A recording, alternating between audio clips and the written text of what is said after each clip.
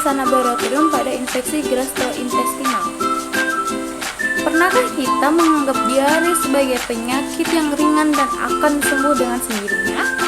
Padahal di balik gejala sederhana tersebut bisa tersembunyi infeksi virus yang disebabkan oleh bakteri, virus, parasit, bahkan jamur. Saya hadir di sini untuk mengajak kalian melihat lebih dalam bagaimana peran pemeriksaan laboratorium dalam mengungkap infeksi gastrointestinal. Video ini disusun berdasarkan artikel Jurnal Nasional Terakreditasi yang membahas pemeriksaan laboratorium pada infeksi saluran pencernaan.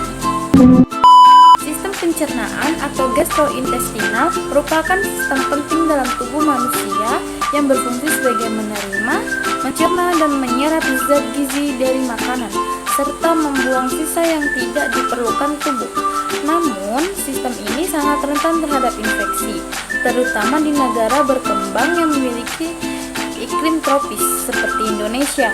Kondisi lingkungan yang lembab dan hangat mendukung pertumbuhan mikroorganisme penyebab infeksi. Infeksi gastrointestinal merupakan salah satu penyebab utama terjadinya diare. Data menunjukkan bahwa angka kesakitan diare masih tinggi dan cenderung meningkat. Masalah yang sering terjadi adalah gejala infeksi gastrointestinal yang hampir serupa, sehingga sulit menentukan penyebabnya hanya berdasarkan pemeriksaan klinis. Oleh karena itu, pemeriksaan laboratorium menjadi komponen penting dalam menegakkan diagnosis yang tepat. Metode artikel yang digunakan dalam video ini disusun dengan metode literatur review atau tinjauan pustaka. Metode ini dilakukan dengan mengumpulkan dan menganalisis berbagai sumber ilmiah seperti jurnal kesehatan, buku ajar, dan publikasi ilmiah lainnya yang relevan dengan topik pemeriksaan laboratorium pada infeksi gastrointestinal. Metode ini bertujuan untuk memperoleh gambaran yang komprehensif mengenai jenis-jenis pemeriksaan laboratorium yang digunakan dalam mendiagnosis infeksi saluran cerna. Hasil dan pembahasan. 1. Infeksi gastrointestinal akibat bakteri. Pada infeksi bakteri, tubuh akan memberikan respon imun yang khas. Pemeriksaan hematologi menunjukkan peningkatan jumlah neutrofil yang menandakan adanya infeksi akut. Pemeriksaan feses secara makroskopis dapat menunjukkan adanya darah, lendir, serta bau khas seperti ada infeksi Shigella atau Salmonella. Sementara itu, pemeriksaan makroskopis sering menunjukkan adanya leukosit dalam feses sebagai tanda inflamasi. Selain pemeriksaan feses, pemeriksaan lanjutan seperti kultur darah dan pemeriksaan serologi termasuk uji Vidal dan TB DOT digunakan untuk memastikan jenis bakteri penyebab infeksi. Kedua, yaitu infeksi gastrointestinal akibat virus.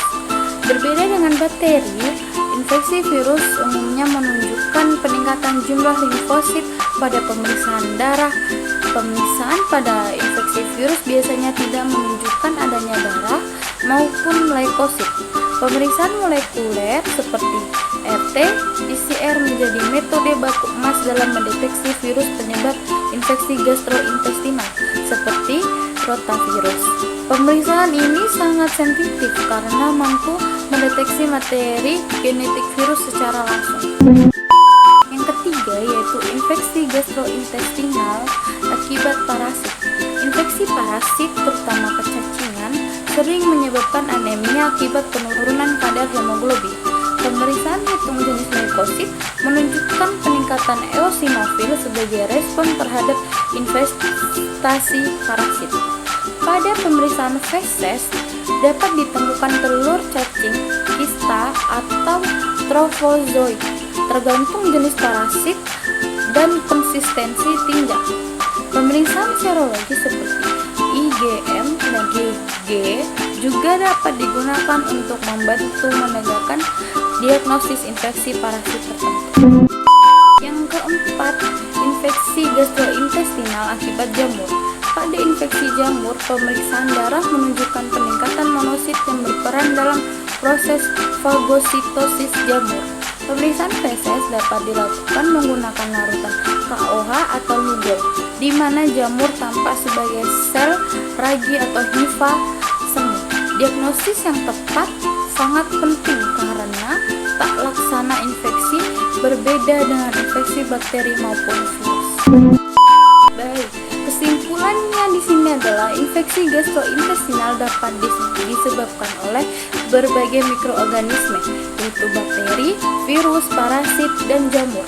Gejala klinis yang sering kali menyebabkan perlunya pemeriksaan laboratorium untuk menegakkan diagnosis yang akurat. Pemeriksaan laboratorium yang tepat tidak hanya membantu menentukan penyebab infeksi, tetapi juga berperan penting dalam menentukan terapi yang sesuai sehingga dapat mencegah komplikasi dan meningkatkan kualitas hidup pasien. Karena dalam dunia kesehatan, satu hasil pemeriksaan laboratorium bukan sekedar angka, melainkan penentu arah diagnosis dan bahkan penentu keselamatan seorang pasien. Baik, itu saja dari saya. Terima kasih sudah menonton video ini. Semoga bermanfaat bagi kita semua.